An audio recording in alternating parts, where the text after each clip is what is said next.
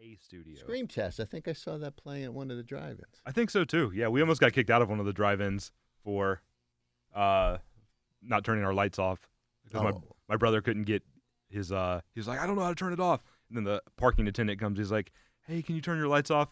He's like, I don't know how. And then the guy's like, he's like done it a million times, so fed up with him. He's like, just push your brake in, do this, do this, do this. Oh, you know how to yeah, he's like, what's your model? What year is it?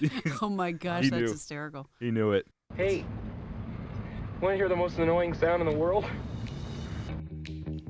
Anarchy! I don't even know what that means, but I love it! Sergeant Hugo Stiglitz. Heard of him? Everybody turned on. Welcome back to Meanwhile at a Studio. I am your host, Nate, joined today by Bob and Ginger Cook. Welcome. Thanks for coming on. Well, thanks for having us, Nate. Yeah, this is great, and I like Meanwhile at the Studio. At the studio. We're playing around with the name. I think you should vote to take it to social media and vote. We will. Let us know. Let us know what you guys need. Oh, you guys will let them know? Yeah, which one? Which one? I'm not used to the camera setup yet, so it's taking a bit. But what do you guys think of the space? It's a little different from the last time you came in here. This is great. You guys are coming a long way. I was working, so I never got a chance to play with you guys. You worked here? You were grabbing. I was doing a film here, if you recall. No, I don't. And no, it's you had SCREAMTEST. Glenn Morshower, you had Chase, you had all of Vincent. the people. Vincent. I was looking for everybody, and I couldn't find them. And they said, "Oh, yeah, they're being interviewed." Yes, yeah, we had them. That was great. I didn't have that opportunity. No, well now I'm you have happy. it. You're here now. We got video. I feel included. Yeah, you come spend some money here. We get you on the podcast. Wasn't classy enough at the time. They had to wait till. No, it was at your level. I was going to say. Yeah, you guys have elevated since you guys have made the movie, so okay. It's nice to have you back. So for people that don't know who you guys are, Bob and Ginger Cook, they made SCREAMTEST here at the studio back in February, February, yes, March. Yes. We were done February 7th, just before the pandemic. Right, just back in the good old days. Whenever you know what hit the fan, yes. We got out just in time. Just in time. So we had no COVID restrictions, full regalia, and you were able to do. And nobody died, and nobody got sick, and nobody did anything. Well, no one died on set. On screen, though, we had a lot of deaths. Oh yeah, a lot of deaths. A lot of deaths. Some good ones. My favorite death was the explosion where the woman was completely burnt to a crisp. Yes. Yes. Who was that? My favorite too. I don't know. Mercedes Davis. To save money, we used real flames. Ah. And we never really did get her name. Yeah. You know what? The results speak for themselves, though. The results speak for themselves. So she was non-SAG, so we could get away with that. That's why we always go non-union here at Dolphin Image Studios. That's why we always go non-union. So how'd you guys get your start in the movie industry? I know you guys have been around for a minute. I should go first, I guess. Go first, yeah. He's got the longer I come resume. from an entertainment family background. Grandma was a vaudeville singer, comedian. She got me into the business to start and do same. Started in radio on Long Island. Okay. And then they invented a thing called cable TV. Okay. And I was lucky enough to have a degree in journalism, television, so I got a job. Was that your first job after college was in the... Pretty much. Yeah. Pretty much. I mean, I had a couple of acting gigs. Okay. But basically that was my first full-time, hey, I'm going to sit down at a desk or production and start doing things. I did production for a couple of years for local TV6, which was the cable local origination station, if you will. And all the producers and general managers, they said, Bob, you have a film mentality. You should go try film. And I said, well, my roots are in TV and theater, so I will stay here for now. Then I got divorced and wound up in L.A. And I said, well, as long as I'm here, let me see what I can do to get a gig. I had a friend, Paul Leader, who was a director/producer in L.A., and I rented one of his apartments. He also was a realtor.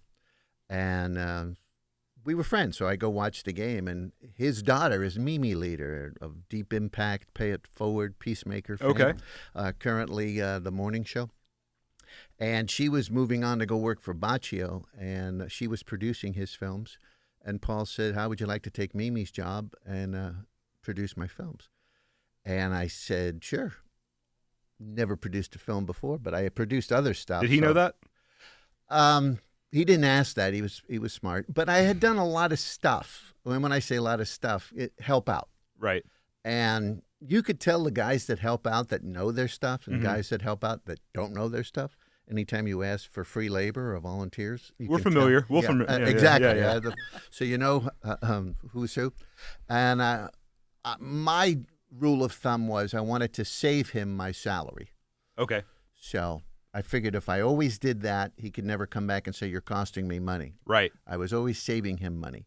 And that's how I really got into the film business, was learning it that way. I got to be on the set with him. The coolest thing for me was that they had product placement back then, but it's not like a business like it is It's not now. the same. No, we're going back to 1984, 85, Okay. where they had Norman, I can't remember the whole name of it. Norman Marshall just came to me. Norman Marshall was a company in L.A. They may still be there, and they did product placement. And I went in, and I had a list of stuff. And every producer goes in and has a list of stuff. Mm-hmm. Well, I went in, and on my list of stuff, I had stuff that I knew that they could never place in another movie, that a producer would never. For example, USA Today, Okay. chalk vitamins, Brillo pads, things like you would never think. Everybody wants the back then you could have wrap beer. So you had beer, Right. soda. Everybody wanted soda. Everybody wanted cars. Everybody wanted that stuff. So I went in and I said, what do you guys need for me to place? Got it. What's it about? And they were tickled pink. So when the end of the conversation went, they said, how would you like some beer and soda? Can you put some cars in there? Well, Right. It was their idea. Right. You went through the back door. Well, you know, to me, a good producer should produce on both knees, right? They should try to get people to help them by helping them. Right. And I think in a perfect world, if you make people the right deal where it's good for them and good for you, the deal should be made. Right. 100%. 100%. Now, how did my second wife, get involved? Is that your whole story? Oh, well, I'm pretty much caught up. Yeah, yeah, and, but and how'd now you we're end here. up in Florida? Well- No. How'd you get to Florida? You're still in L.A., so. Well, I mean, I got to Florida. I visited my parents. I was doing a film called, funny you should ask that question. Blood, Sweat, and Bullets was a film we were doing in Bogota, Colombia. Sounds like a romance. No, you're right. Bogota, Colombia. We did it at a time that President Bush, original President Bush, or President Bush Part 1, Right. declared war on the cartel. Well, we're in the Colombian jungle shooting an Army commando movie. And you look very white. We're shooting blanks. They're Yeah. shooting real bullets. And it was, we got shot out of the country, let's put it Okay, that way. I mean, okay. that's a story for another day, but we got shot out of the country, literally. And I came to visit my parents who were living here in Florida. They had retired here in Florida. I went to see, my dad had set me up to join the FMPTA, Florida Motion Picture and Television Association. I don't think that's guess still it was. around. Is that? I don't think so. It is. I Yeah. think Is it really? but I I've think never it's heard of it. may absorbed not by be, something but- Doesn't else. matter. Continue. I went to the meeting, and of course, it was all a bunch, I hate to call them wannabes, but they're all a bunch of wannabes. You know, Okay. they think they know everything, but they've never done anything. Mm-hmm. And I'm in the back like this. And sitting next to me, or standing next to me in the back, was Jeff Martin, who also was like that. And I just kind of leaned over and I said, you look like you don't want to be here either. He says, no, I just finished a real movie. I said, so did I. He said, you want to go across the street and have a drink? We went across the street and had a drink. And I started telling him my story about Colombia. And he said, well, how much would it cost you to move the production here to Florida? Mm-hmm. And I said, how much you got? And he said, I got $250,000. And I said, I can do that film for $250,000 here in Florida. And we came over, and that's how I got started in Florida. I liked it. Actually, my parents, that's another story for another day. I got a deposit check, and I gave it to my parents because my dad's name was Bob Cook. My Okay. name was Bob Cook. So I said, deposit this, Dad, and whenever I need it, just give me some money. Well, he took the check and bought me a house. Oh, that's nice. And Looking out for you. Next thing I knew, I was moving to Florida. Yeah, but where did you film that? When you moved it to Winter, Florida? Winter Haven, over by, but the Peace River's not here anymore. Peace River Park. Peace River. I've never heard of it, and I've lived here 30 Right. years, so it must have been But before my the thing- time. Here's the thing, and I didn't realize Such that a until we baby, did Nate. Scream Test. We were staying in the hotel. Which Yeah. hotel? You remember? What's the name of the hotel? I don't know if it's got the same logo as a Coe. Winter Haven Garden. Yeah, the Winter Haven Garden, Inn. okay. Where Right. we- Yeah, where the we one were you staying brought for us, the one Scream you were Test. Oh, about it's the Got same. us there. The same one. Yes, but I Okay. didn't know it at the time. Gotcha. And the guy's taking me around and showing me all the different amenities, I guess, for the Yes. hotel. And he says, yeah, and the Boston Red Sox used to live over there. Well, I do remember that when I did Blood, Sweat, and Bullets, and we're going back to 1991, Mhm. I did Blood, Sweat, and Bullets. It was the Dirty Dozen, only it was a female Dirty Dozen. Okay. And I remember I couldn't find any of the females because they were all over at the Boston Red Sox side hanging out with them. And all the Right. players were getting them tickets to go see the games and this. And I said, I remember that. And then I started to look at the hotel differently. And sure enough, it had some renovations, but it was the same Right. Same darn bones. hotel. Yeah. How do you think that deja vu? Right. Back in Winter Haven making movies. Yeah. That's awesome. Full circle. Full circle. So, Ginger, say, your turn. You go. I met Bob. That's how I got in the film business. That's how you got in the film. So I'm a when'd you guys TV meet? person. I was going to say I'm a TV person. So I went to the University of South Carolina, got my degree in programming, broadcast program and production. So I always believed I was going to run a TV station. Gotcha. That was my dream. Then Bob and I were both doing a modeling and talent convention that was always in Orlando. He was a judge. He was doing that. I ran camera with Oh, our crew. I thought you were a model. My bad. Aw, not even close. I'm always behind the camera. So we were kind of in different departments, so we never really met. And then over the years, we did that event for 12, 13, a lot of years. And then one year we had a drink, sort of hung out with each other and found out, this is funny, his grandmother had lived at 210 West 89th Street in New York City. Mm-hmm. My aunt, I don't have an aunt problem, my aunt lived at 210 West 88th Street when I was a kid, and we would go visit New York City. So we had like a connection. You guys that were was like crossing paths? literally a block. And then we did this road trip once, and we took pictures of ourselves in front of the different buildings. But Literally a block away. yeah, I mean, what are the chances in New York City? Right, that you would that's have crazy. That kind of connection. But anyway, so I started getting in, met Bob. Guess what our first date movie was? What was it? Blood, Sweat, and Bullets. Of course. And the first time I watched a movie with the director's commentation right in my ear. I'm sure you loved it. Actually, I did love it. It was a Well, lot obviously, of fun because you kind of wouldn't still thing. be here, right? To my defense, I guess, I did a film called Sea Legs. Okay. Now, Sea Legs. That's not a good defense movie. Sea Legs was the first movie to ever be made by selling the roles on eBay. Whoa. Had never been done before. We sold 29 rolls on eBay. The highest, I think, it was 8,000, and then the lowest was like $1,000 or whatever, depending on how many lines and whatever. We raised over $100,000. Damn. They were non-union actors, so we didn't have to really pay them. Right. They got a cruise out of it because the movie was at Sea sea Leg- yeah, on a okay. cruise. Well, we made this movie, and I thought that because they were paying to be in a movie, Mhm. that they would at least have some kind of sense of how a movie was made or what to do as an Or actor an in a acting movie. ability. Nothing.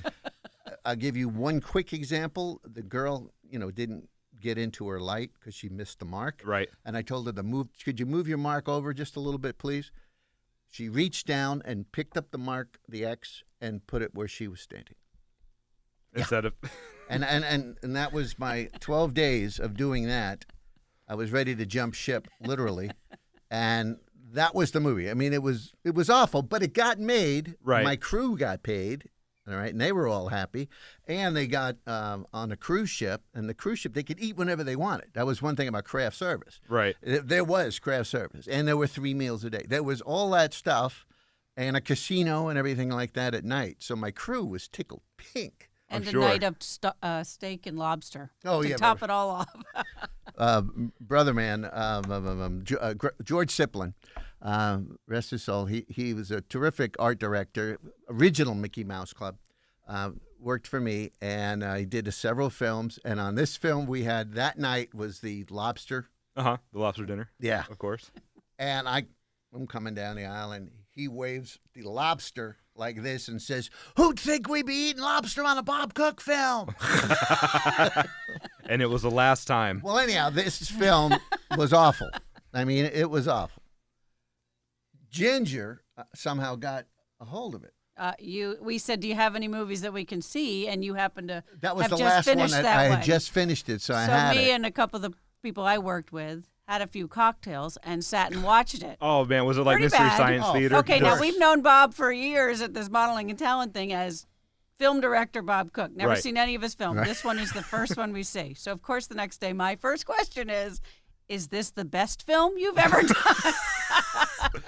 Because I was not impressed. Oh, I you're thought like, because, "Listen." again, I'm like every other person. I was not a film person. I would watch films. Right. My perception of what film was big budget Star Wars, you know, Right. what you'd see at the movie theater. I knew nothing about low budget independent film, just make a movie, have, Right. you know, that kind of thing, or the video market or whatever. So here I was like, what in the would you get together with your friends in a camcorder Right. and put this together? Who let you have a cruise ship? Like who? So then seeing Blood, Sweat, and Bullets, I was very impressed because it was shot on film. It was with, you know, professional actors. Right. It had action. It had, you know, the whole 9 yards. That was So- your whole ploy. And It's I like, had let's show her the director's bad one commentary. first. Well, you know, I didn't think anything was going to happen, but that turned out to be our first date. We snuck out of the hotel and we went back to my place to actually watch I don't need to hear that. the movie. We were supervised by his cat. So Okay. who sat right in between us.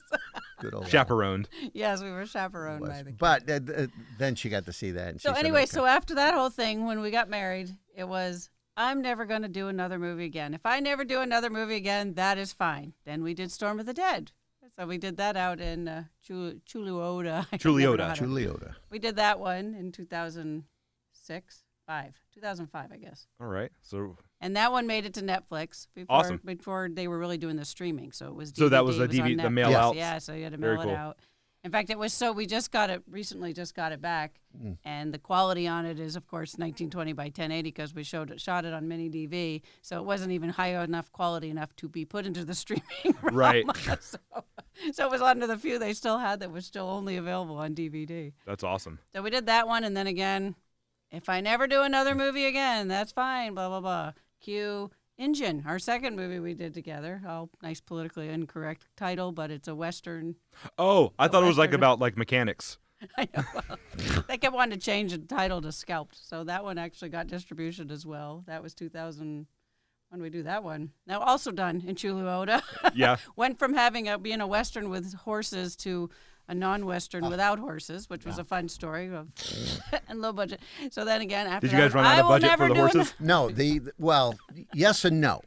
It was budgeted perfectly the way the quote was. Uh-huh. And then all of a sudden, like a week before, they started changing everything.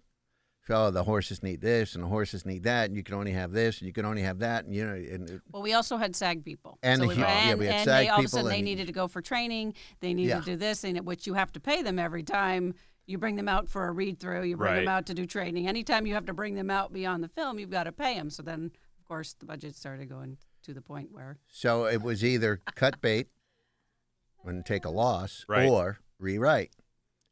I rewrote. And if you ever see the movie, in the first scene, they come and they say, "We came here to buy some horses." I'm sorry, they're all out on a cattle drive. End of. No more horses. No more horses. You don't need horses. Right, They written don't out. need to see horses. I think in the middle of the movie, I mentioned, "Where are the damn horses in this town?" You know, they're kind of- Right. Just a little callback to it. exactly Yeah. to That's remind awesome. people. so it went That's from what- where an incident was going to happen and they were all going to leave on the horses Right. and the girl was going to go after him for vengeance to everything happens and they decide to stay and camp out at the. We're just gonna at stay the- put now. At We least I decided since forget. there's nobody here, and we're just going to stay here. now they're in the log cabin, and she comes back, which kind of worked for me. I don't know. So okay, so that and then the next project. What was the next project? So then again, I'm not going to do another movie again. I'm Of course. done. We're no until on cue. What? Oh, Nearly Departed. Nearly Departed. Which, Okay. I've heard you okay. guys talk about that a few times. Yeah, and had SAG people again too, and put together one, and that had more locations. So now we're not in Chuluota anymore. Now We're we had branching out. multiple locations. We had SAG people. We did that one. That one's actually available on Amazon Prime right now. All right. Shout out to Amazon Prime. Yeah. Woohoo! We like Amazon Prime. Which I might add, I think, and somebody can correct me if they're out there, but I set a record for the most pages done in one working day. We were Do you at, have the Guinness Book plaque? I should have contacted them, The but at the certificate time is- we didn't think we were going to run that late. 29 pages we did that day. In one day? In one day, 29 pages. And the reason we had to do that was going to lose the location. So Nearly Departed took place in a funeral home. We only had the funeral home. It was Memorial Day weekend. Right. So it was closed Memorial Day weekend. Apparently people don't die Right. on So you Saturday. don't really have a lot of downtime at funeral homes. People are dying. It was Sunday and Monday we had to finish the whole thing.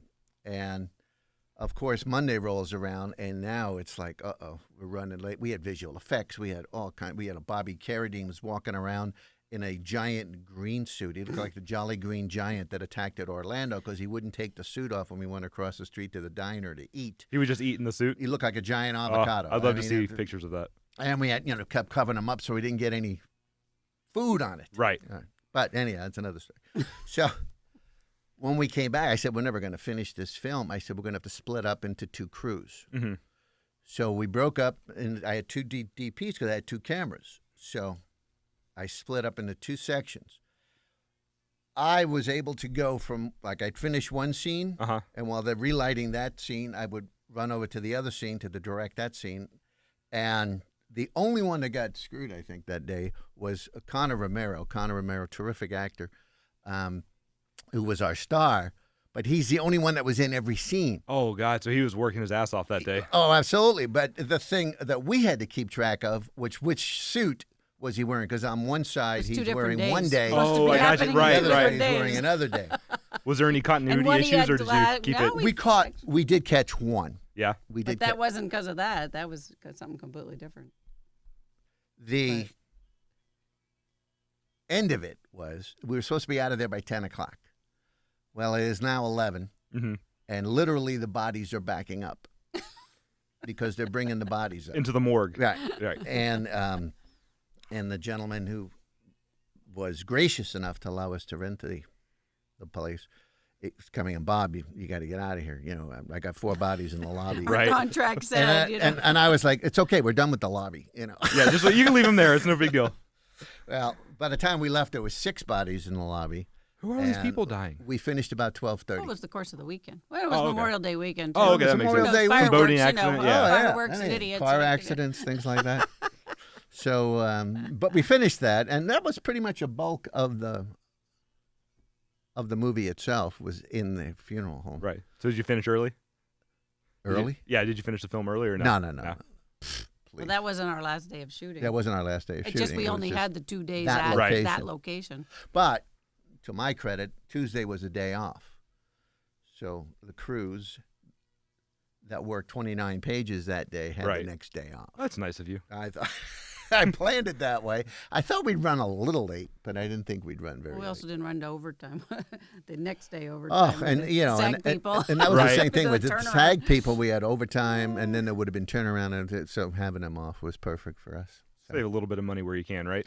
Well, yeah, but there are certain things that filmmakers need to understand is, when you do pre-production and when you're trying to figure out how to do a movie, what are your money shots? What do you need to sell the movie? And it's the big production stuff. And to tell you the truth, we didn't have to dress the funeral home. Because it was a funeral home and you were using it as a funeral home. And Mr. Dobbs, we even changed our character name to Dobbs so that I didn't have to change the sign outside. I didn't have to change any of the plaques. I didn't have to change anything. It was Dobbs Funeral Home. How may I help you? Right. And everything said Dobbs. When you wrote the script, you say whatever the name is of the building. Exactly. No, he'd had a different name. And then when we secured the location, we changed the name. said, hey, here's a great idea. Can we just change it to You probably your saved last yourself name? a couple $1,000s in the process, too. Doing that. And at the same time, it helped sell it because that's what I told them we would do. I said, look, I'm just going to tell them it's Dobbs Funeral Home. I said, we're not going to do anything bad. It's a funeral parlor. It really was. And I said, whenever she answers the phone, she'll say, Dobbs Funeral Home, how may I help you? Sign out front, Dobbs, Can Down, all that stuff. He Those should have are been paying you for that.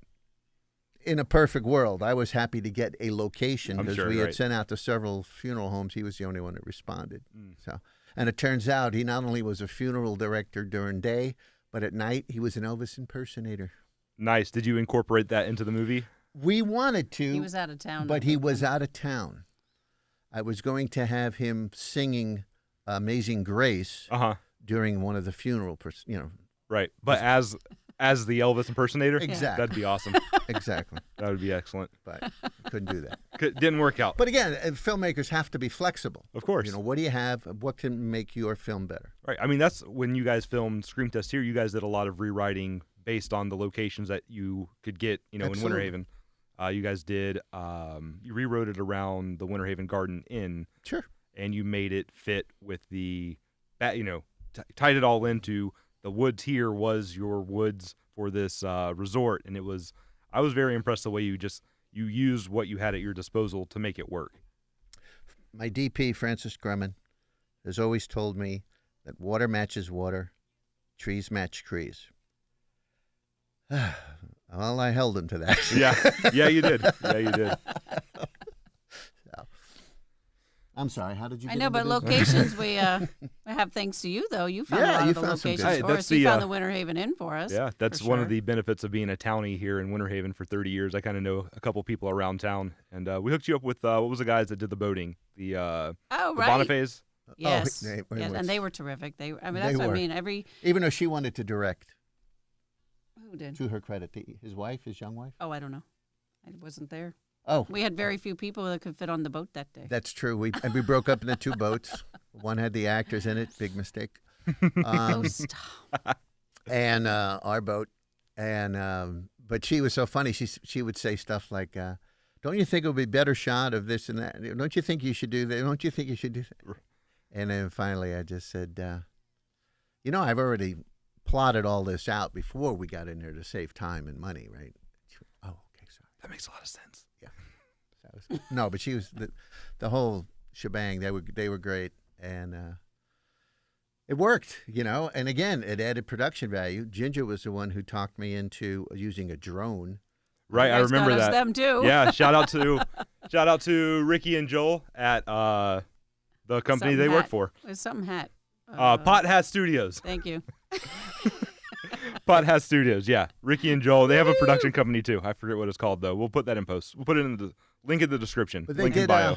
It was a great job. And the thing is that it was a perfect transition from our doctor's office to their going out to the island. Right. And because of the location that the boat driver found for us, it looked like they were going to an island. Right.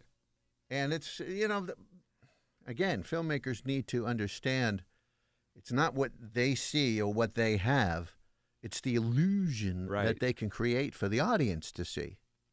And it's like, I got one question was, why didn't I pan up and get the, beautiful sky and a beautiful this and a beautiful... And I said, well, if I panned up, everybody would know that we're in Winter Haven and not on an island. Right. Because we had that big hotel complex that we were trying to make into an isolated place. Right. Like a small island resort, a boutique Exactly. resort. Yes. Right. So it's had its challenges. Oh, I'm sure. I think my favorite scene from SCREAMTEST was when Vince was in the kitchen doing his ninja antics with all the utensils. That made me laugh every time. I love Improv. it. Yeah. He did that in improv. Improv. That was awesome. That was awesome. What else? What else do we need to talk about? So, my question was, okay, so you filmed this in January, right before COVID hit. And have you made a movie since? No. And are you not making any because of COVID? Or is that kind of influencing your decision making on your next project? And how are Yes. you taking that into account with Well, your new? People have contacted me. I have one in New York that wants to do this big mafia movie, and I read the script, and it's like, so now you don't look at the script and say, gee, what a great script it is. You look at the script and say, how can we change it to make it COVID friendly? Right. That's one.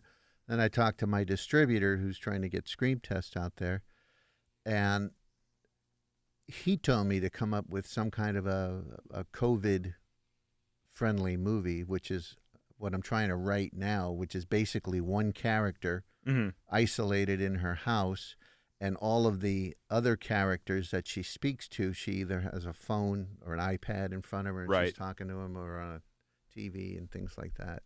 That's cool. So you're trying to think of ways to just get around having people sit next to Exactly. each other. Right. So this way they can do that. Ginger's got a show that she has on Thursday nights that she does that she'll tell you about. But because of the success of that, I've come up with 13 episodes of a Western show. We show an old Western, Okay. which is public domain, so therefore all you have to do is pay for the transfer and the digitizing. And Darby Hinton, who was one of our stars in Love SCREAMTEST. Darby. Yeah, he was great. He was on the podcast as well. He was a really good interview. Darby is, and he's a great guy. And for those of you out there that don't know who Darby Hinton is, he was the what was his character? He was Israel Israel. Boone, the little boy on Daniel Boone back in the 60s. the little blonde kid Fess on Parker Daniel played his Boone. dad. So he'll be one of the hosts. And then I tried to find 13 movies where there was somebody still alive Right. in the movie so that we can invite them. The cool thing is that they don't have to fly anywhere. They don't have to go anywhere. They can do these streaming things from their own home. Of course, yeah, just zoom them right in. Yeah, exactly. And what's the name of it? What's the name of the project? The Campfire Theater. Okay, cool. And where can people find that if they are... Not yet. Okay. But Where will they? PBS, Very cool. right? And what we're trying to find now is a sponsor, because you can't have commercials because it's PBS. Right. But have a sponsor, so it could be, not that I'm trying to push Wells Fargo out there because they've already said no, but Wells Fargo's Campfire Theater, Right. something like that. Brought to you by, or yeah. Well, it can't be brought to you, but, brought to you by a generous grant from, Right. Whomever. yeah. And the general manager who Ginger went to college with, Will Anderson, said that he needs to be able to promote fundraising for the station as well. Right. So, well, I'm working on that. And what do you got, dear? Yeah, what are you working on, Ginger? He just stole all my thunder. I don't have anything left to say. But I will say this. In light of the COVID stuff, you'd think most people are saying what a horrible year it's been and all that sort of thing. But, for us, it kept us busy getting SCREAMTEST edited. We're able to work some good deals with post-production people in the light that they all weren't working. So Right, I'm that sure was they were kind of eager nice. So to, our have audio something. and our color correction and a lot of these things, we were able to negotiate some better opportunities to kick it up a notch. We took the route of trying to get it in drive-ins and Yes. theaters, which proved to be more challenging than we thought it was going to be. You would have thought they would have been very excited about Right, having like what new movies are they product, showing? but Anyways. it was interesting that a lot of the drive-in theaters still wanted the Hollywood stuff. They wanted something with a proven track record, Right. or somebody's heard of it instead of taking a chance, which proved to be very frustrating because you would have thought, well, you know your clientele better than anybody. Just talk it up. You've seen the movie. Just talk it up as a new opportunity. Even the theater, even the drive-ins that had like 14 theaters or 12 theaters, you would have thought, why not just throw take it up on one? a screen? Yeah. But we weren't getting much cooperation with that, Which I think like this SCREAMTEST is like a drive-in movie. Like it feels like it was fantastic. And, we definitely want to give a shout out to Silver Moon Drive-In because they were super supportive. And they were. That's where we did saw run it it for a in week. Lakeland. And we And almost then got kicked out. That's great. And of course, Patrick over at West Orange Cinemas. So we were able to show it at an actual theater too, which was a very different viewing experience in both ways because you're in your car for one, just listening on the radio, versus you're actually in a theater with other folks, social distancing with our masks. Right, of course. I know. It's like you have to give the disclaimer. We're 6 feet apart. It doesn't look like that on camera, Yeah. But it's been interesting, just how's that going to change movie making? Movie makers are making these movies to be seen on a big screen, and theaters, people are very nervous about going to theaters, and so they're doing it in conjunction with they're streaming it at the same time it's in theaters, and people will go the safe route, but the movies aren't made to be watched on a little TV, or even a 70-inch screen is a good experience, but it doesn't do any screen justice to is sort the of full frustrating. movie experience. Yeah. I mean, even the local theater here in Winter Haven shut down for a bit, and they've been there 30 years. It was at AMC. And it's sad. It's frustrating because they've been there so long. Well, and it affects the entire industry. Once they shut that down, production stopped being made. No one wants to spend financially money. too, because a lot of these streaming companies aren't paying the kind of money they can make in the when they would screen it at theaters and things like that. That was definitely the blood or the heart of the business. So Right. that's been interesting. But anyway, so we were busy doing that, which was good because I could really focus on it and do the movie. And then I started getting creative with doing the Zoom stuff. So as he told you, with Darby Hinton, we've been showing like an episode of Daniel Boone that I co-watch with him. And then where usually the commercial is, we would bring somebody who had been a guest star on it, and we bring them in. And so then Darby and whoever it is shares stories about when they did the episode. One of the weeks we had Butch Patrick from the Munsters and Victoria Price, who's Vincent Price's daughter, who had never seen or had seen the episode of it like when she was a kid, but both the Butch Patrick and Vincent Price had been in the episode, so it was fun to hear her perceptions. But then the conversation went into talking about being children actors and what it was like in Hollywood to be a child actor. Right. And when your gig ended, if that was your childhood and your childhood movies that you're watching this TV series, once it was done, then what? You had to go back into real life, and what was that like? So I've been posting those on YouTube. Oh, that's awesome. What's your YouTube channel? BC Entertainment Group. BC Entertainment Group. Awesome. Should be able to find, but they could also look up. I think Daniel Boone. You should be able to find it too. But we've done like 4 or 5. We did a campfire cinemas that I was doing with Paul Peterson, who was on the Donna Reed show as a young man, but he was in a movie called Houseboat with Cary Grant and Sophia Loren. So we did one with him talking about the movie and what it was like to be in a movie with them. So that was kind of fun too.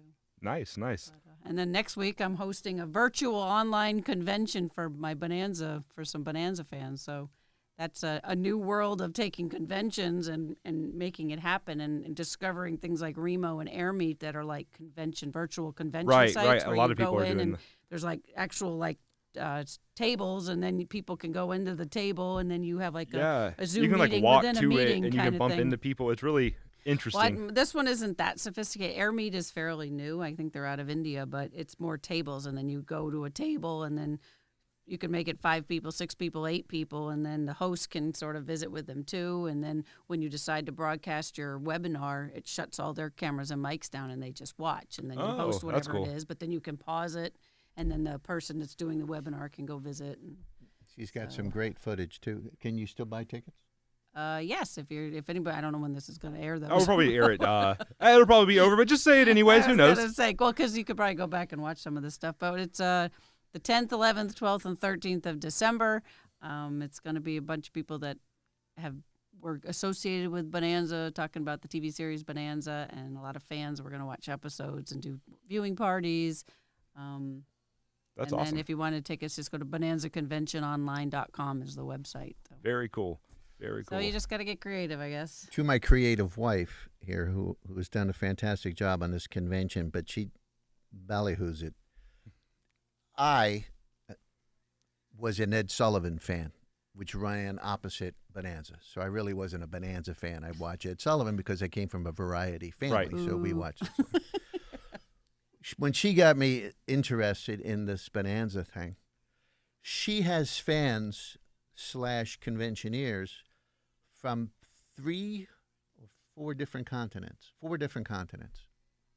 that are going to be. Her hardest part in putting this whole thing together was trying to figure out time slots, because in New Zealand it's one time, then it is here in the States, and don't forget California, and then don't forget going Europe. Across 18 time zones trying to. So she's juggling all of this, and we're talking about somebody who is, as long as I've known her and longer, she has been doing the convention videographer. So if you have bought any seasons of Bonanza and seen the extra footage, chances are that footage she shot. Oh, okay. That's very cool. So. Well, no, that's just season 1. Just season 1?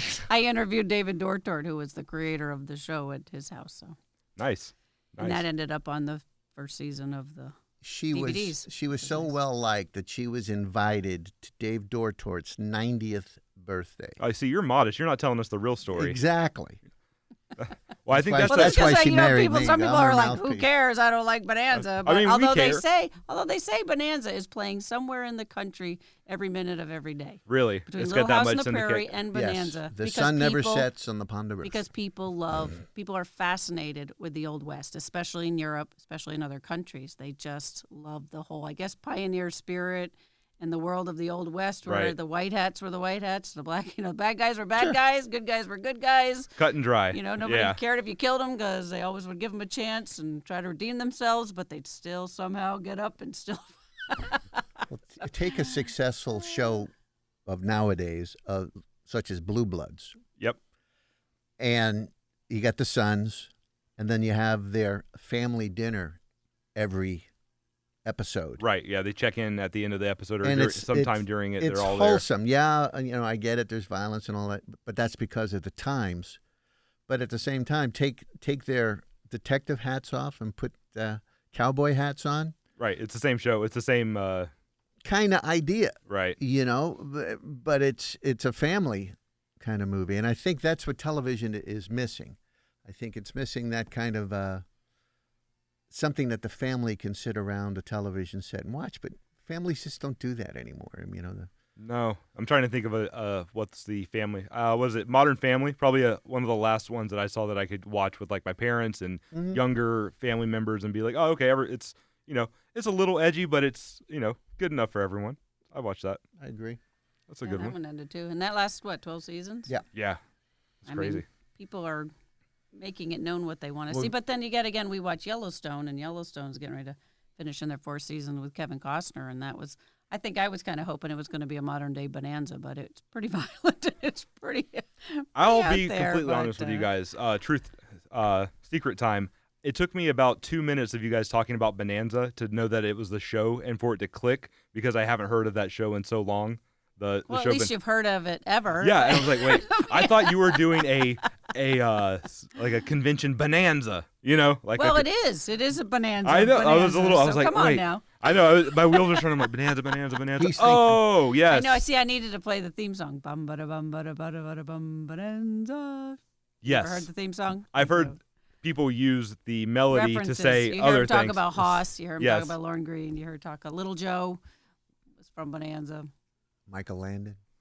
Never heard of him. Little House on the Prairie. Never heard of it. You've never heard No, of I'm Little kidding. House on the I was gonna say. He's got to be kidding. I'm He's got kidding. his No. own show for crying out loud. Barely. They don't know. They're barely hanging on here. They're about to cancel me anytime now. I don't know. But mom you got cut the you off. power, Yeah, Nate. You got the power. The boss is like, oh, I don't know. He's giving me the You sign better from get the. your viewership up. Or, I know. We got to get some listeners in here quick, or Just they're tell gonna me you're a can cult us. classic, and that's We did Yeah. a podcast, lasted 6 episodes. Yeah, it was a lot of work, Nate. It's a so lot we of work. admire It's you, a and lot I of just work. found all the original ones, and we tried to do a movie one. See, we've tried a lot of things. We've Yeah, tried hey, you gotta worn do a lot of hats and different tried a lot of things. things, but That's how then you find the stuff that you like to do, and then you take it from there.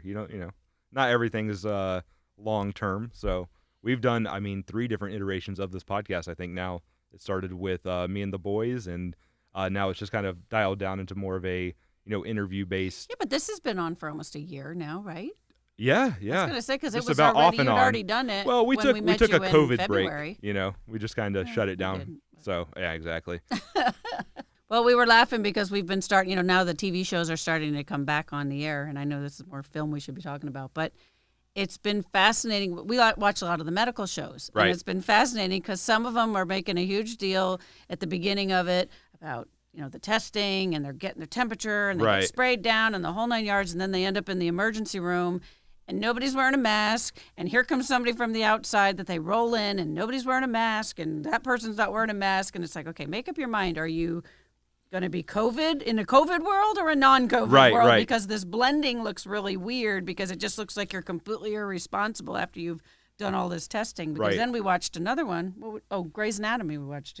Yeah, Grey's Anatomy And is that one all stayed COVID. Everybody in a Everybody's mask, COVID. and it makes you wonder, are they ADRing it? Are they actually, actually recording it? Right. Because it doesn't sound muffled. It sounds good, but they stuck to it pretty much from beginning to end for 3 episodes. That's all I've watched so far. But I love Grey's Anatomy because it's a lot. It's all the acting is done in the eyes. That's all you get to see. It's all eye acting. Like, well, voice inflection. 'cause you Yeah, hear of 'em course. talking. It gave me a lot of ideas for my next movie as well. I think I'll just do them all with masks. That way I don't care if they know their lines or not. That's We'll just great. ADR it. Save some time.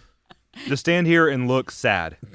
Thank Gonna you. be the next movie. All masks and ADR and everything's via tablets and phones And Zoom, yeah, and Zoom and neighbors. You can talk to people across the street. Say, hey, FaceTime, and we'll use every possible Right. platform Every we excuse. can use. You have people that listen that may not know what ADR is.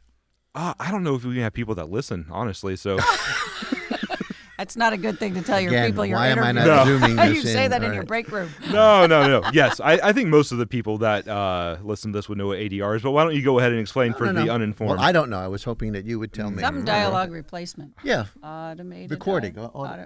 What does ADR? Automatic- Hold on, we're going to take a break, do some Googling, and we'll get back. And Dialogue replacement. This I segment know brought it to you means. by Google, by Yes. Alexa. Alexa, what's ADR? She's not been very helpful to us lately. Pierre, what's the A stand for in ADR? See, this is the reason we were automated. going to have a fourth camera on the production, and we're like, you know what? There's no chance that we'll Call ever my throw lifeline. it this Can I way. call my lifeline? Phone a friend. Yeah, let me phone a friend.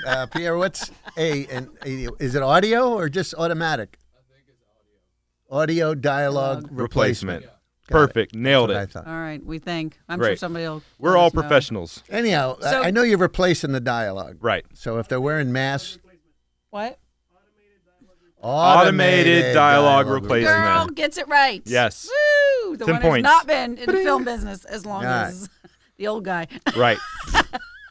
The old man. Yeah, we had to re-educate him because he's got a flip phone, and that doesn't really work very well in Listen, this new Bob has pandemic forgotten world. more about filmmaking than I will ever know. So, Just All right. on the way over here. what happened? I forgot something. Oh, you Something forgot about fell ADR. out. That's where you lost it. That was the tidbit that fell out to fill it with the new information.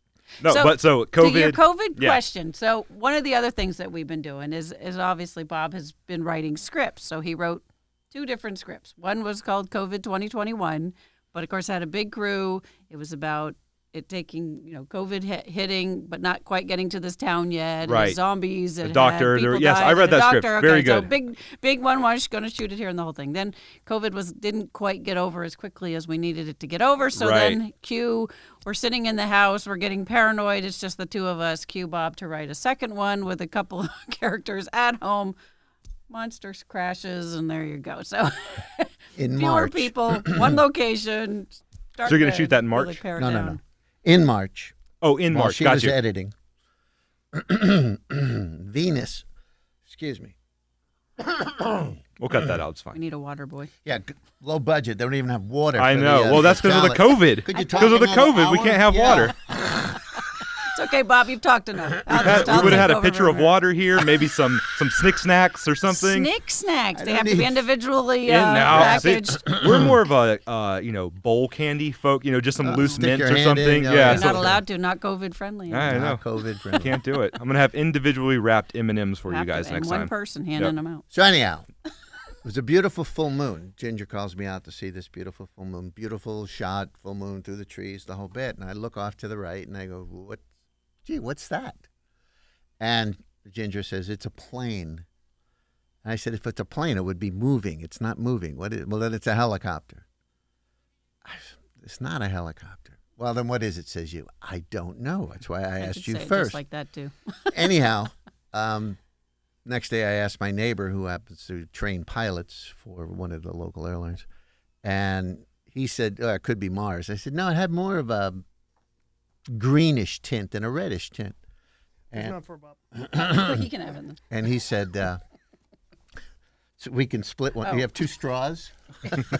Well, no, we straws have been canceled. So I don't know if anyhow, you know that. it turned out to be Venus, and that it was the closest that planet comes to Earth in 200 years. Oh, well, and you guys just happened to see it that night, or I just happened to Well, see it was it, out there but for it was like 6 a weeks. couple weeks. It because was I out know there you didn't every Google it single on your night. phone. Well, we did ask Alexa, but she didn't know the answer. Yeah, nobody knew. She said, And "Maybe only this will because it answer your happens every question." 200 years. Okay. So finally, with all the research that we did, it was like, yeah, it only happens every 200 years. So I came up with this concept of, okay, the guy is trying to figure out Venus is there. It's not moving. Why isn't it moving? It was always in the same spot. Right. The moon one night's there and Right. the next night's This was wasn't stagnant right there. Yeah. because it's traveling at the same orbit as Earth, Mm-hmm. apparently. So you're coming up with all of this gimmicks of what if it's Venus actually creating the pandemic to soften up Earth for the invasion? Yes. So, and I don't want to tell anybody what this movie's about, but basically that's what it is. We watched literally every movie Creature feature from the 50s, 50s. we could possibly Right. find. from the 50s and up. The 60s started to get a little weird. But the 50s, all the science fiction movies, Right. What they thought about Creature outer from the space Black and- Lagoon, your all Simpler of those. times. The- All three of the them. Thing, All three. The Thing from Another Planet, the Claw. Them, I mean, films. The them, Claw. And all here's of that. and here's the two of us, and you probably do the same thing. You're watching the movie, you go on IMDb, Right. pull up the trivia, and then during the commercials, I'd read all the trivia and Right. I'd read it out loud. Did you know? And we found out on one of them, there's this one called, is it the Claw? That's this bird that's flying, that they're like, ah, ah, and it's this bird flying overhead in the whole 9 yards. And he remembers seeing it as a kid and being terrified of this bird. And meanwhile, they're running around, they're doing whatever. Ah, ah, here it comes. So we, of course, look it up. Turns out it was like a marionette puppet that was made for like $50 in Mexico. Right. There's all of a sudden all this stuff, because then you start looking a little closer and you can see the, Right. see the Now, strings. now see everything's the- HD and yeah. Now that it's been kind of redone, but it was really fun to go back because it was just, the studios were cranking them out back then and became the atomic age, and then it was like every decade had a new reason for the creature features. And Right. It was, It was the same story, analyze. but it was told in a different way. For a whatever. different thing was a happening different to the animal got creatures. affected by the atom bomb. In The Claw, if you recall, and I can't remember who the actor, it was always a studio player that you recognized. Right. Well, this guy was in it. He had never seen anything but the scenes that he was in. He had never seen the claw itself or what the monster was or Right. anything like that. Until opening night, he went to see it at the movie theater. And when he saw it, he kind of got up and snuck out of the theater and He was like, left. oh, I don't want to be involved in this. Exactly. Don't want my name on this at all. So it wasn't just my movie. I know, but we watched the ones Happens too. to the best but of we us, I watched the guess. ones where they used a live creature and then but just looked bigger, and you'd always have the music. Dun-dun! And it Right. goes back to the people. Go, It looks so bad. dun-dun! And then it was one that was like, and then you see the train goes from being a real train to all of a sudden To it's the like model. a little model train, and the thing kind of comes and knocks it off. Exactly. There's no weight to it. It's just like So many It out. was fun. Oh my God, we had so much fun watching them though. Pandemic Invasion was kind of like my homage to the 50s horror film. Right. And again, it was just, at the time, 2 characters, 6 total, but it was like 2 characters in the house, trapped, and, right quarantine or whatever you want to call it. Exactly. Yeah. And are you, are you really being invaded, or you are just imagining this? Right. Are you One going stir paranoid and crazy? one's Exactly. not. Right. Exactly. Kind of a psychological / monster. So I pitched that to a distributor, and the distributor turns around and says, because they have nothing better to do but come up with a variation of your idea rather than just say, no, that's fine, thank you, Bob. Right. They'll say, if you wrote this and did a change and said, if you could do something where you only have the one character and everybody else is on either cell phone. Of course, I have a flip phone, so I have can you Right. actually talk on the phone to people? And iPads and things like that, and computers and Oh yeah, those crazy things. FaceTime stuff. And so I kind of I'm in the process of transforming that pandemic invasion to a new pandemic invasion where she has seen what's going on. Right. But she, instead of, originally I had her as a retired fish and game. Now she's retired from NASA. Oh, smarty pants. Yeah, exactly. So she has a brain, and you know Right. she's done stuff, Right. and would know space. And now she knows. Oh, that's Venus. Oh, why? And then, But now when she talks to her grandson or talks to other people when Right. they're checking in on her kind of thing, is she going stir crazy? Right. Or is You it? got to go and check it's like, on well, her. She would know, she kind of top has secret. weight because Yeah. she's in the industry But of you NASA. know, as an audience, she's obviously has a brain that if she was worked for NASA. Right. I know. Right. They don't just hire anybody at NASA. But again, yeah, that's been the trick with COVID is it's going to be, because they're eliminating wanting the love scenes. They're eliminating Right. wanting Oh, yeah. even Didn't the even fight think about that. scenes. They're eliminating. What we heard today. We heard today that the latest thing they're talking about is putting plexiglass between 2 people to kiss, and then they'll remove it in post. Wow. Yeah. Wow. That's like really out there. So I mean- we'll see. I mean, everybody's trying to be. Oh, but New York, wasn't it? Cuomo has outlawed Everything. Intimate. Except Well, Walmart. intimate scenes. any kind like, of intimacy in television and film Oh, okay. in New York. Well, that's going to kill the porn industry in New York. They're known Well, they've for always it. been underground with those things. So Not who if knows? you're- They're not SAG, so it's Not if you're not facing each other. That- Oh, Bob. Okay. Boy, we have digressed. yeah, that's But why we the bring you here, ratings are Bob. Hey, going through I the didn't roof. bring up porn. You did. Yeah, that's true. That's true. To your credit. To your credit. That's my bad. Bow, chicka, wow, wow. The music. It sounds like that. As long as they don't do anything to the music, I'll be okay. Just the I don't know. So, anyways, and then the other day I watched there was a SAG Indie, or not podcast, but like a video that was it was like 5 different directors and I think an actress, but they were asking them, and they had all done productions in COVID time to ask them what had they done on their productions, like her as the actress, did you feel safe with the productions you'd done? What did you like? What did you not like? Because some of the stuff that's happening, they kind of like. I mean, it seemed like most of what they agreed on is the idea of like kind of what the NBA did, putting your whole cast and crew under a bubble where when they're tested and then they're not leaving, you have a much better feeling of security because that's what's happening. People go home, they are around their family, and then who knows what they're bringing back. Right. And even though they're saying to do the testing, especially with your A-zone people of every couple of days, that gets expensive, but it also is time consuming, and you got to figure all that in. And it'd be nice if you went into it doing a test, not fretting for 2 days because you think you might have been exposed to it. Right. It stresses out the crew, the cast, everybody. Exactly. What would you say, like if you had to put a number to it, what is the additional cost that like an indie filmmaker could expect to incur, taking into account all the protocols for COVID 20% now? 20% of your budget. 20%? Jeez. What they're comfortably saying, and that's what all these guys kind of confirmed that, between the PPE stuff and then hiring your director, because that really can't be just a production assistant that you just assign to it, because the crew's not going to believe a production assistant that's trying to enforce wearing masks. Right, you got to have the nurse, you have to have the... Nobody wants be that bad guy, but you got to check temperatures, you got to fill out the forms, you got to... And then how much authority do you give that person? You know what I mean? According to SAG, they have the authority to shut down the production. It down. Wow. If somebody gives them a problem, I watched the SAG's whole thing about it, sending you to do the training or whatever. But their big thing is they said that there was a production where the DP and the director refused to wear masks, so all the actors and all the rest of the crew just walked out. Wow. Because they were refusing to comply. But that's a smart cast and crew. For those of you listeners out there, just my wife, Ginger Cook, is certified. She's passed her certification for the COVID friendly. She knows all the rules and regulations, and she's one of those people that you can hire to bring on the set. And if they need to reach out to you, where could they reach out to you? What's your email address? bcintfilms@aol.com. bcintfilms I know they're going to go at AOL.com. Who's still on AOL? Actually, I will tell you, I have no. Contact us right here at Dolphin Image Yeah, Studios. reach out to us at Dolphin Image Studios, and we will put you in contact with Bob and Ginger Cook for all of your COVID management needs. In my opinion, and I hate to digress, but in my opinion, a studio such as this, in which, we're basically hermetically sealed too, and you're COVID friendly, COVID safe, I think it's the best environment if you're going to do an independent production. And at the same time, I know that you guys are willing to work with it within their budget restraints as well. Absolutely. And I think that that's smart. But we know you guys take it very seriously too. Yeah, we do. We've got a fogger. You're not. I was going to say you're not going to be iffy on the rules. The rules are the rules, and that's good. And Well, because if we don't follow the rules, it's going to cost everybody money, and that's one thing that we don't like doing is losing money.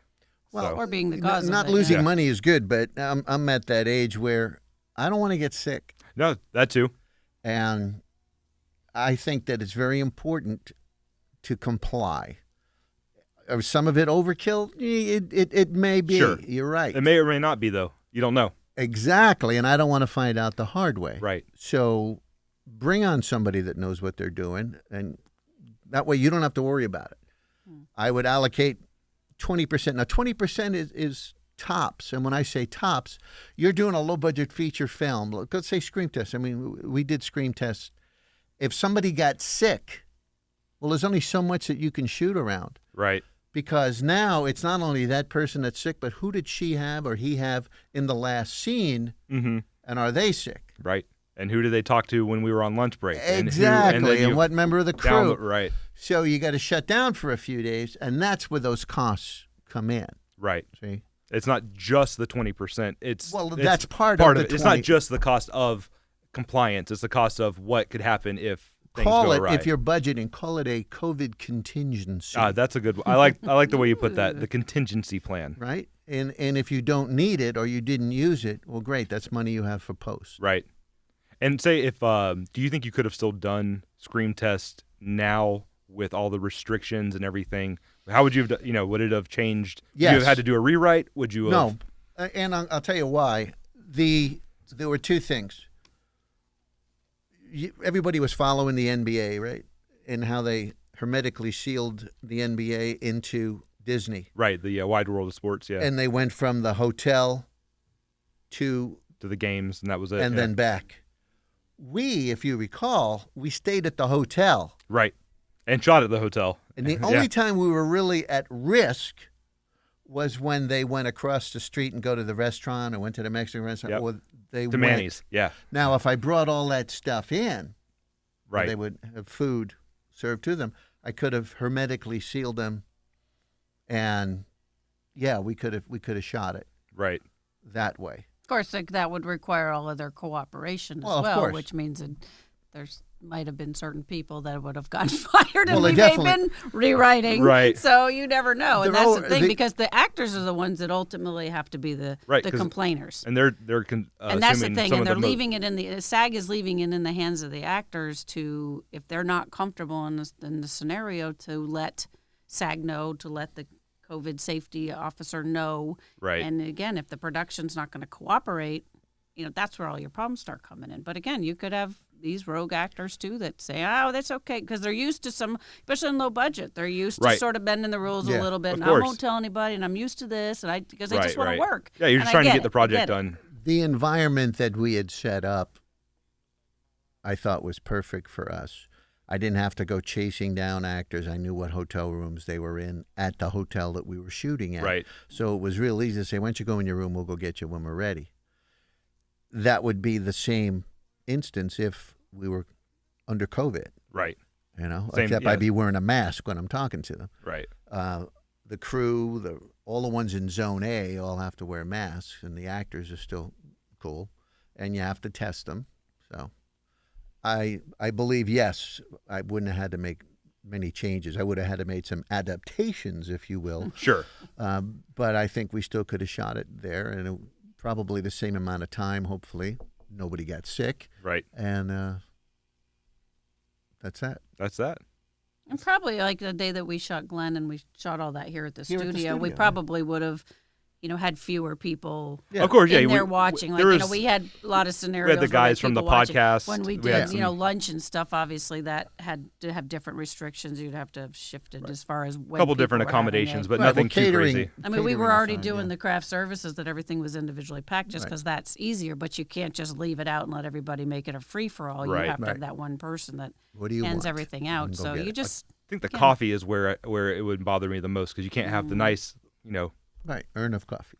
that's well, you could, as long as the That's same the biggest person is the one travesty. who's doing the. Oh, that's true. That's They true. just let them serve it. You That's don't true. let Told you, everybody she do knows it on all their Yep, the own. ins you and know- outs. yeah. I'm just saying. She's the girl. She's the one to know. Well, you want there to be a certain sense of normalcy on the set as much as you can, but again, it's not going to be because people are, they're saying they want your crew to wipe everything down, but you make one person wiping everything down. You Right. don't have if you've got all your people that are doing lighting, you can't have all four people handing off, and if, you've that one person who's responsible to wipe it down, or you let that crew go in, set up what they have to, they leave. They're Right. considered Zone B, and then when the actual A crew comes in, the one person is responsible for keeping up with it. So And do you guys it's think, like, doable, but it's a little bit more work. But Right. But for your average independent filmmaking, director, writer, DP is for the there'll be a lot of rules broken. yeah. I think I'd there say, will do you think be. that it is actually they're able to comply and still do it within a normal budget, or do you think there's a lot of people out there just kind of flying by and doing it? Well, we already know some that are breaking rules. Well, and I think and like he said, they have to be amendable. I mean, the rules when you're just doing a low budget anyway is few locations, few characters, not a lot of Right. moves to keep that money going into your production. Not bringing a lot of actors in from outside because you got to pay to fly them in. You got to make sure Right. that they've been tested, but Gotta then get all your again, they're local going hires, on yeah. a plane even if they've been tested before. So there's a little bit more risk that comes with bringing in actors from outside instead of using those in your local market. But I agree. I forgot where I was going with it, but Well, let's. the point was. But again, I would say so your productions, the COVID thing is just reinforcing that. So if you're a low budget now, you got to take 20%. Again, rewrite your script a little bit so it's fewer, and it's not hard to do. Come on, we're creatives. Right. You should just get a little more creative, which they did in the old days, and maybe not making everybody work for free is necessarily the answer as much as just sort of limit your locations, limit who's involved, get your talent, invest a little more in the talent instead of it all being volunteers that you have to spend more time coaching them on what to do or that sort of thing. If somebody knows how to do it, is working as like a nice machine, then you can move. If you know what you're shooting, you can move along really efficiently. Saving a whole day of shooting is, that's a lot of money. So. It is. Well, you need to have a day or a few hours anyhow to sit down with the department heads and explain to them, or have the COVID officer explain to them what can be done and what can't be done. Right. And if anybody doesn't want to do it, now is the time to tell me. Right. Don't tell me 3 days into shooting that you don't feel comfortable and you want to shut down the set. Don't put everybody at risk, and I got to throw you off. And, Right. Yeah. Because I just as soon fire you quickly. And That doesn't seem like you, Bob. He's good at it. Remember, hire 2 people, fire one of them to make the other one nervous. that's it. There you Get keep the them on their other one in toes. line. How do you? Somebody asked me that. They said, "How do you get your PA to comply to what you need and what you want and do what they're told?" And I said, "Well, you hire 2," and I said, "And then you fire one, and then the other one will toe the line." In front of the other one. But you have to fire them in front of the other one. In front of the other one. For something stupid that they did. Well, I think that is a great opportunity to pull this to an end and end it on a happy note. Well, for one of those PAs anyways. But maybe not. thanks so much for being on the show. Go ahead and tell everyone that's listening how they can find SCREAMTEST and see it and view it and watch it. What's the easiest way for them to see the movie? Right now, call us at home. Okay. And 407. we'll send you a link. What we're doing right now is, I hate to say we're sitting on it. We're in what's called a theatrical window. Mm-hmm. And even though we're only in a couple of drive-ins and one theater, it's still restrictions because they ask, "Oh, you did theaters?" So we got like a 90-day or so window, which we're almost at. And because we're doing so much other stuff in December, we're thinking maybe in January we'll do a premiere online, streaming online. And when we have that, I'm sure you'll have us back to tell us all about it. Yes. And we'll have that, and then we'll start the normal distribution. All your streaming services. Yeah, streaming services Gotcha. around the world and things like that. Very cool. All Awesome. Ginger, do you want to plug anything before we go? Any of your... No, just if anybody is a Bonanza TV series fan. 10th, 11th, 12th, 13th. Bonanza Convention online. That's about it. All right, awesome. Stay tuned. All right, until next time, we will see you then.